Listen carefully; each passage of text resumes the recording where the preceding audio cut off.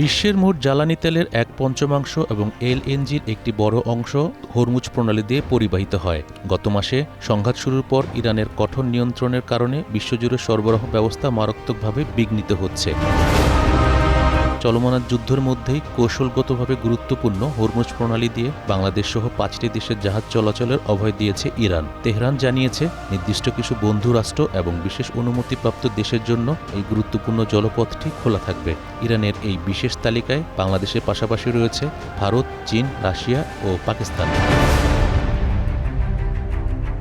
ইরানের রাষ্ট্রীয় টেলিভিশনে দেওয়া এক সাক্ষাৎকারে দেশটির পররাষ্ট্রমন্ত্রী আব্বাস আরাগাচি জানান, পশ্চিমা সংবাদ মাধ্যমগুলো এই জলপথটি পুরোপুরি বন্ধ বলে যে দাবি করেছে তা সঠিক নয়। ইরান যাদেরকে বন্ধু রাষ্ট্র মনে করে, ইরানি সশস্ত্র বাহিনীর মাধ্যমে তাদের জাহাজের নিরাপদ পারাপার নিশ্চিত করে যাচ্ছে। আরাগাচি জানান, চীন, রাশিয়া, পাকিস্তান ও ভারতের জাহাজ গত কয়েকদিনে বেশ কয়েকবার হরমুজ প্রণালী দিয়ে পারাপার হয়েছে। আরাগাচি সাফ জানিয়ে দিয়েছেন, যারা এই যুদ্ধে সরাসরি জড়িত বা শত্রুপক্ষ হিসেবে বিবেচিত তাদের জন্য এই পথটি সম্পূর্ণ বন্ধ।